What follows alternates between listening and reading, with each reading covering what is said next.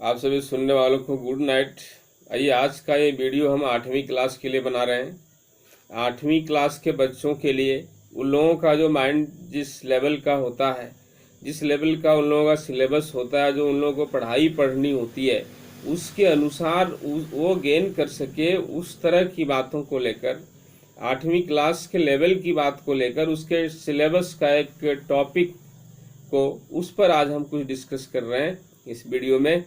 आइए, बच्चे जो लाभ उठा रहे हैं, जो सुन रहे हैं, वो मेरे साथ कनेक्ट रहेंगे, क्योंकि तरह तरह की बातों के साथ ये मन का और माइंड का जो कॉन्सेप्ट होता है कि बच्चे किस तरह से अपने आप को, अंदर बाहर का माहौल किस तरह का हो और उस सिचुएशन में वो गेन कर सके, स्टडी कर सके। ये जो उसका नेचर होता है वो किसी भी तरह का हो सकता है, लेकिन जहाँ तक हमें लगता है कि स्टडी में जो सबसे ज़्यादा रिक्वायरमेंट होती है वो किस कंडीशन की होती है, मन और माइंड के किस कंडीशन की होती है, जो ज़्यादा यूजफुल, ज़्यादा बेनिफिशियल होती है, तो हमें लगता है कि वो सेंसिटिव होना चाहिए।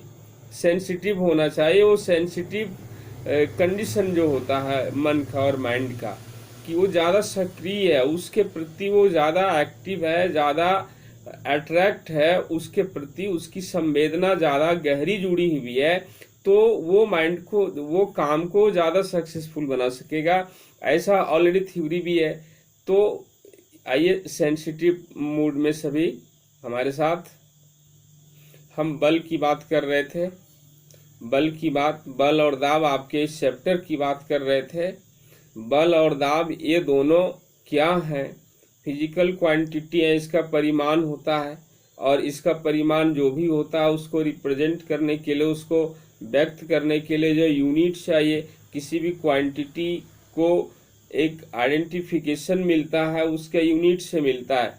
परिमाण तो परिमाण है, संख्या तो संख्या, 10 है, 5 है, 20 है, बट ये 10 क्या है, ये 20 क्या है, कैसे जानेंगे? उसका यूनिट जो होता है मीटर, 20 मीटर पता चला, ये डिस्टेंस है, ये डिस्प्लेसमेंट है, ये लेंथ है।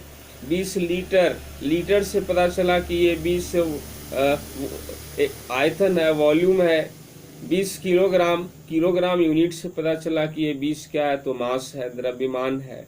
20 मीटर पर सेकेंड, उससे पता चला कि ये वेलोसिटी है, स्पीड है। 20 के साथ यूनिट क्या है, वो यूनिट शो करता है कि किस किस क्या है, ये क्वांटिटी क्या है, कौन सी क्वांटिटी है। ये बात तो 20 Newton, Newton is the unit of force.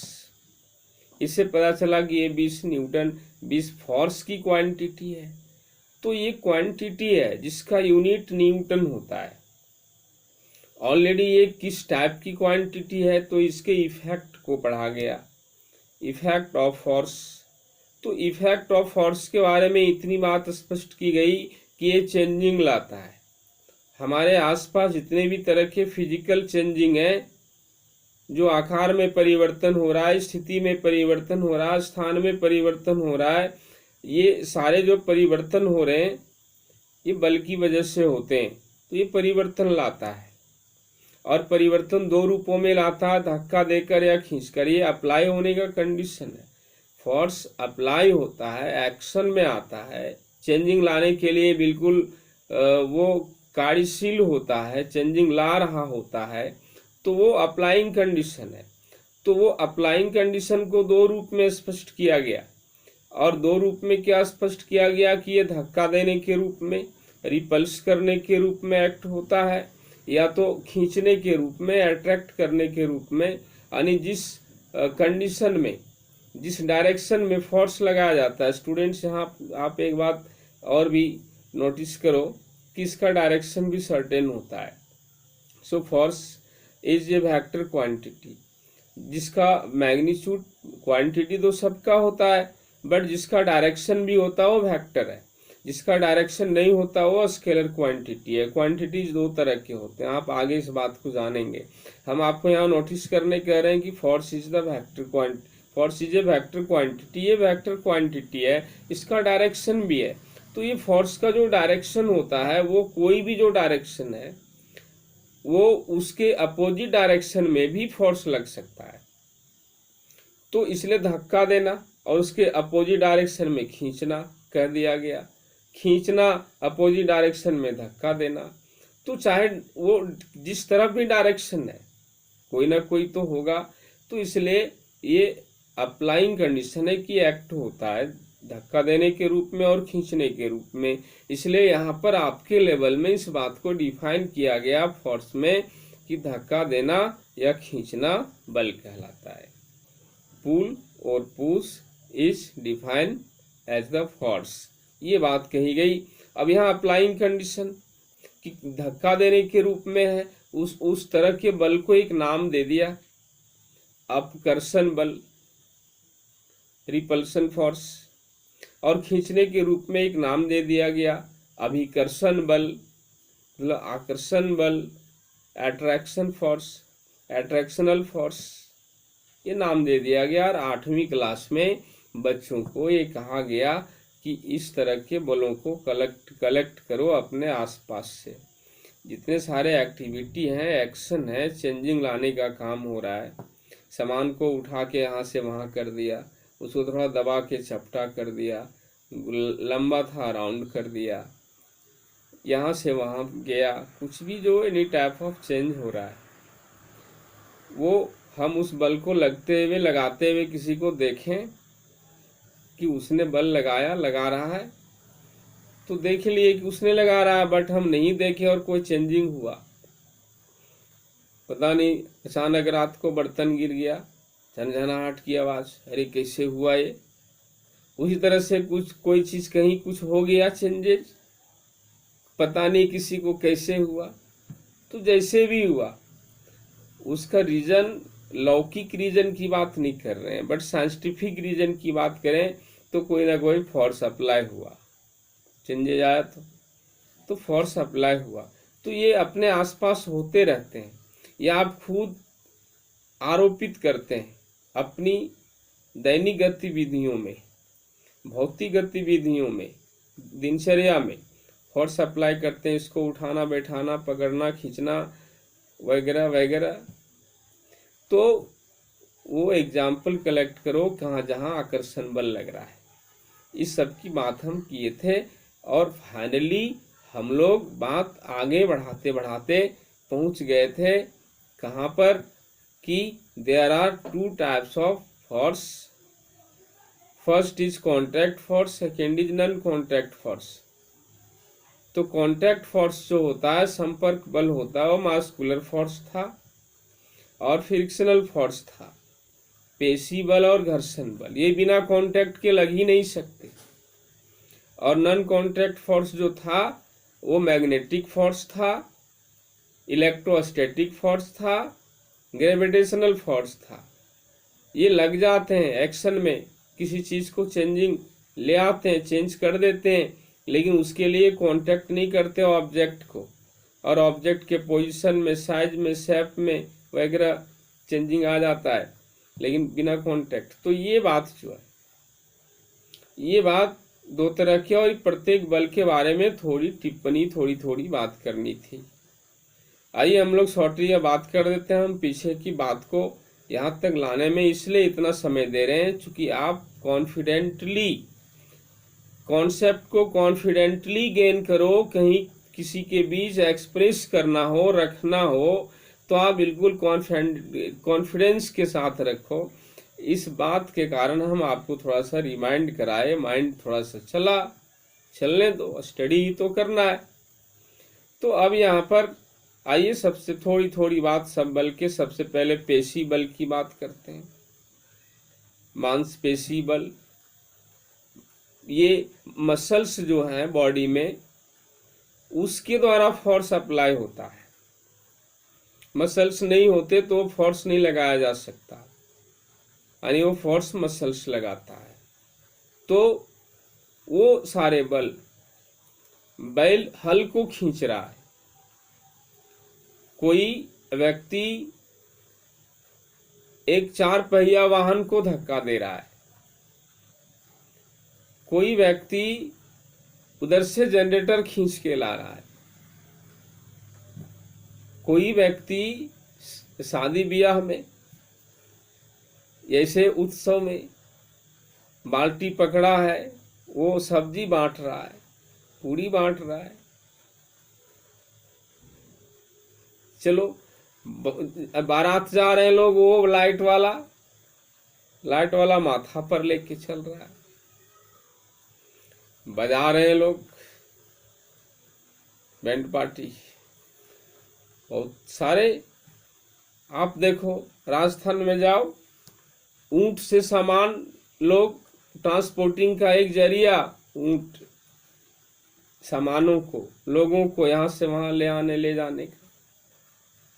तो वो फोर्स जो अप्लाई हो रहा है ये सारे सिचुएशन में, सारे कंडीशन में, थ्रू एन एनिमल, किसी व्यक्ति या किसी पशु द्वारा भी, चूंकि मसल्स कंस्ट्रक्शन जिसके बॉडी का, जिसके बॉडी में मसल्स है, मांसपेशियां हैं, मांस है, उसी की पेशियां होती हैं। तो ये जिसके पास है वो सबको ये फोर्स अप्लाई कर सकता है, बाकी लोग नहीं, बाकी जगह नहीं। तो ये फोर्स, इसके लिए कांटेक्ट करना जरूरी है। हम वो गेंद को पकड़ के लाना चाहते हैं, पकड़ना चाहते हैं, पकड़ के देखना चाहते हैं, तो उसके फर्क से ही हम कुछ करें, कर सकते हैं, कभी पकड़ सकते हैं, नेवर। उसको छूना ही पड़ेगा। उसका कांटेक्ट मसल्स से होना ही चाहिए, तभी ये मस्कुलर फोर्स अप्लाई होता है। मसल्स से कोई कांटेक्ट नहीं है तो ये फोर्स अप्लाई नहीं होता। आइए, फ्रिक्शनल फोर्स, घर्षण बल, ये भी कांटेक्ट फोर्स है। घर्षण बल, एक बात हम आपको पीछे जाकर थोड़ा सा, मस्कुलर फोर्स कितना हैवी होता है, कितना हाई, कितना लो होता है, ये बात तो आपने देखा होगा। मस्कुलर फोर्स कितना हाई होता है कि लोग ईंटा को तोड़ देते हैं, एक मोटा रड को लोग मूव कर देते हैं। और जहां पर बहुत बड़े बड़े भार को उठाने वाले भी, हमारा पौराणिक शास्त्र कहता है, हजार हजार हाथियों का बल, हजार हजार हाथियों का बल। हम यहाँ पर अभी का एग्जाम्पल क्या दें,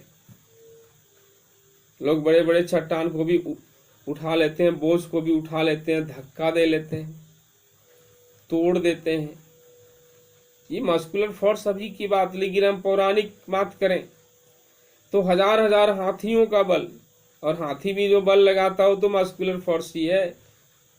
पता नहीं हाथी का मसल्स देखो कैसा, इसमें उतना बल है, और उसका मसल्स जिसमें हजारों हाथियों का बल, तो ये बात मस्कुलर फोर्स उतना भी हाई हो सकता है। आइए अब घर्षण बल पर आते हैं। ये बल तो विचित्र है, ये कांटेक्ट के बगैर इसकी कल्पना नहीं कर सकते, कांटेक्ट के बगैर इसकी कल्पना नहीं कर सकते। और जहां कांटेक्ट है वहां संदेह भी नहीं कर सकते। Certainly applying a force, which type is frictional force, which type is friction. जहां कांटेक्ट हुआ ऑटोमेटिक वो बल लग गया, ऑटोमेटिक, खाली कांटेक्ट का देरी है। और इस बल का दुगो नेचर की बात तो करेंगे, लेकिन जहां कांटेक्ट हुआ फोर्स लग गया, इसीलिए सीधा डिफाइन कर दिया गया कि संपर्क में आने वाले सतहों के बीच लगने वाले बल को घर्षण बल कहते हैं। Force applying between surfaces, between two surface to each other after contacting, that is known as frictional force। ये कांटेक्ट होने के साथ, जैसे ही कांटेक्ट हुआ, कह सकते हैं force acted between contacted surface. Force, applying a force between contacted surface is called frictional force. जहां कॉन्टैक्ट हुआ फोर्स लगा, और वो किस टाइप का सरफेस है कांटेक्ट में आने वाला, उस पर डिपेंड करेगा ये फोर्स क्वांटिटी क्या होगी, कितना स्ट्रॉन्ग होगा, कितना वीक होगा। वो सरफेस के नेचर पर ही डिपेंड करता है। इस बल से लाभ भी है, हानि भी है, दोनों बात है। और आपको 8वीं क्लास के बच्चों को इसके लाभ और हानि के बारे में जानना भी है। ये हमारा मित्र कैसे है, मित्रवत व्यवहार करता है, ये नहीं होता तो हमारी बहुत सी गतिविधियां रुक जाती। ये मित्र है वहां हमारे लिए, यही तो होता है जो हम खड़ा रह पाते हैं, चल पाते हैं, नहीं तो जहीं के तहीं कैसे लुढ़कते रह जाते। बॉडी को रोकने के लिए भी फ्रिक्शनल फोर्स चाहिए, नहीं तो लुढ़कता रहेगा। चलना दौड़ना तो है ही, ठहरना रुकना तो है ही। तो हमारा ये मित्र, और जगह मित्र हम अलग से टॉपिक में बात करेंगे, आइए यहाँ पर हम उस ओर नहीं जा रहे हैं। तो ये घर्षण बल वो कांटेक्ट करने वाले सरफेस पर डिपेंड करते हैं, इसकी क्वांटिटी क्या होगी, कितना स्ट्रॉन्ग कितना वीक होगा। और एक बात पता है, जहाँ घर्षण बल वहां दो बातें और होती हैं, वहां दो बातें और होती हैं। उन दो बातों पर भी कोई संदेह नहीं, उससे इनकार नहीं कर सकते, और वो भी ऑटोमेटिक। क्या? जहां घर्षण बल अप्लाई होता है वो हमेशा गति का विरोध करता है, अपोजिट ऑफ मोशन। वो गति के विपरीत लगता है, गति का विरोध करता है, उसका ह्रास करता है, हमेशा रिटार्ड करता है। और दूसरा, जहां घर्षण बल लगता है वहां हीट क्रिएट होती है, क्रिएशन ऑफ हीट, हीट की उत्पत्ति होती है। उष्मा जो महसूस करते हैं, जिसके थ्रू महसूस करते हैं, वो तो अर्थात जो महसूस करते हैं, महसूस करने का जो लेवल होता है वो तो टेम्परेचर है, लेकिन जिसको महसूस करते हैं वो हीट, तो उष्मा उत्पन्न होती है। ये दोनों बातें निश्चित, वो कितनी उष्मा, वो घर्षण बल की क्वांटिटी पर और घर्षण बल के अप्लाइंग रेट पर डिपेंड करता है। रेट एंड क्वांटिटी, कितना हीट, कितनी उष्मा उत्पन्न होगी। और गति का विरोध तो करना ही है। गति का विरोध करना कई फैक्टर पर डिपेंड करता है, इनर्शिया भी उसमें आता है, वो फोर्स की क्वांटिटी आती है, लेकिन गति का विरोध। ये बात है घर्षण बल के बारे में। अब चलिए हम कंटिन्यू रखते हैं, जो कि शॉर्टली बात कर रहे हैं कि मित्र कैसे है। मित्र है ये, इससे हमें लाभ है, हम चल सकते हैं, दौड़ सकते हैं, कोई चीज पकड़ सकते हैं। पता है, फिसलनदार जमीन पर या कभी ऐसे जगह पर होते हैं जहां पैर स्लिप कर जाता है,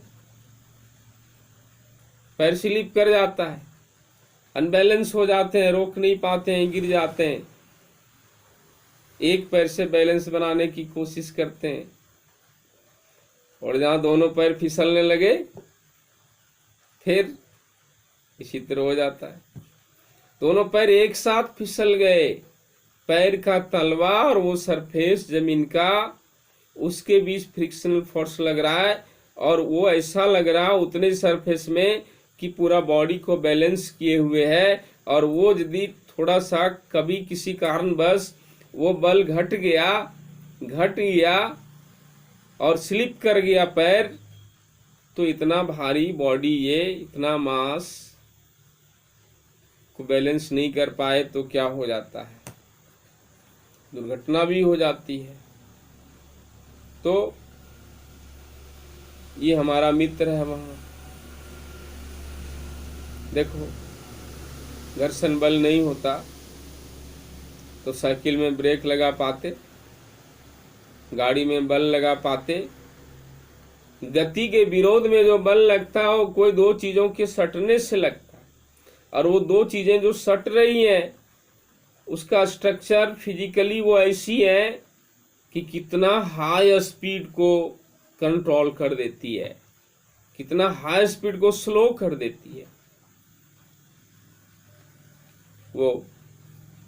लेकिन वहां भी फोर्स लगाने का अपना एक हिसाब, क्योंकि फोर्स वो कभी कभी ऐसी भी हो सकती इतना हाई कि कितनी तेज गति को अचानक रोक देगी। उसके बाद एक्सीडेंट क्या होगा वो होगा। हम वो बात नहीं कर रहे, हम फ्रिक्शनल फोर्स के पावर की बात कर रहे हैं। या स्लोली अप्लाई हो रहा है सरफेस के बीच, वो सरफेस का नेचर उतने बल को अप्लाई करता है, अप्लाई करने में एबल है। कहने का मतलब मेरा मित्र इसलिए कि हमें वाहनों को चलाने में एक नियंत्रण बनाने में सपोर्ट करता है। हम इच्छा अनुसार कभी उसको स्लो रोक सकते हैं, स्लो कर सकते हैं। मित्र है, नहीं तो दुर्घटना हो जाती, ब्रेक फेल हो गया। कई फिल्म में देखा होगा, ब्रेक फेल हो गया।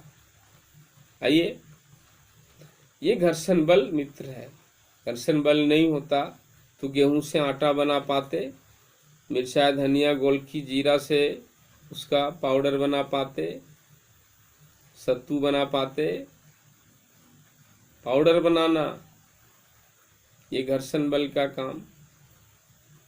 तो ये घर्षण बल से चक्कियां चलती हैं, मसाले पीसते हैं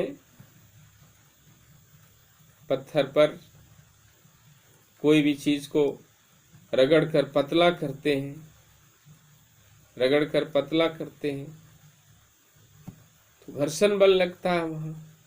वो बेनिफिशियल चूर्ण बनाना, पाउडर बनाना मित्र है। और मित्र कहाँ है? और जगह सोचिए। चलिए आपके लिए, आपका एक सेंस लगाने के लिए कि और कहाँ कहाँ मित्र है। घर्षण बल नहीं होता तो कोई लिख भी नहीं पाता, कोई पेंटिंग नहीं कर पाता। चित्रकारी, लिखना, छपाई करना, थोड़ा सा घर्षण बल कम होता है, चौक स्लिप करता है तो क्या चला गया, कहाँ चला गया, लिखना है क्या, क्या लिखा गया। तो घर्षण बल सपोर्ट करता है। चाहे जहां भी, जिस सरफेस पर भी हम लिख रहे हैं, कंट्रोलिंग उसका एक शेप देने में, मैप देने में, या मैपिंग कर रहे हैं, फिगर कर रहे हैं, घर्षण बल सपोर्ट करता है। मित्र है। और आप सोचिए, शत्रु कहाँ कहाँ है? शत्रु कहाँ कहाँ है? तो जूते चप्पल के तलवे घिस जाते हैं ने, घिस जाते हैं। बहुत सारे कल पुर्जे भी घिस जाते हैं तो बदलने पड़ते हैं घर्षण बल के कारण। घर्षण बल बढ़ गया तो जो सिस्टम, मूविंग सिस्टम है, उसमें हीट क्रिएट होता है, ज्यादा फोर्स लगने लगता है, उष्मा उत्पन्न, और वो जल्दी खराब होता है। कल पुर्जों की क्षति होती है। मूविंग सिस्टम, बहुत सारे मशीनें, कल पुर्जे, संयंत्र बनाए जाते हैं, वाहनों में भी। तो ये घर्षण बल से लॉस है। टायर घिस जाते हैं वाहनों के, वाहनों का पहिया, तो ये सब घर्षण बल हमारा यहाँ मित्र के रूप में कार्य नहीं करता, एक हानि देता है दूसरी तरफ। लेकिन ये तो जरूरी है। आइए, ये घर्षण बल की बात है, इसको घटाने और बढ़ाने के उपाय। तो घटाने का बस सरफेस को चेंज करना, और क्या। सरफेस के नेचर, सरफेस ज़्यादा स्मूथ हो, ज़्यादा चिकना हो तो घर्षण बल कम लगता है। जहाँ कम की आवश्यकता वहाँ उसको लुब्रिकेंट से, तेल स्नेहक डालते हैं, घर्षण बल घटाते हैं।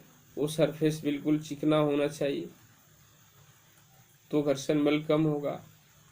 वहीं ज़्यादा रिक्वायरमेंट जहाँ वहाँ पर रफ सरफेस होना चाहिए, रुखड़ा होना चाहिए, तो उसको रुखड़ा बनाते हैं जहाँ ज़्यादा करना पड़ता है, और जहाँ कम करना पड़ता है वहाँ पर उसको चिकना बनाते हैं।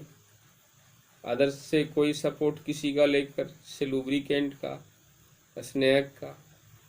तो ये सब घटाने बढ़ाने के उपाय हैं। आइए, ये कॉन्टैक्ट फोर्स की बात थी, और हम लोग अब नॉन कॉन्टैक्ट फोर्स की बात करें तो magnetic force, electrostatic force, gravitational force थोड़ी बात ज़्यादा है। आज वो बात नहीं, दूसरे दिन करेंगे, दूसरे वीडियो में हम आपका आगे भेजेंगे।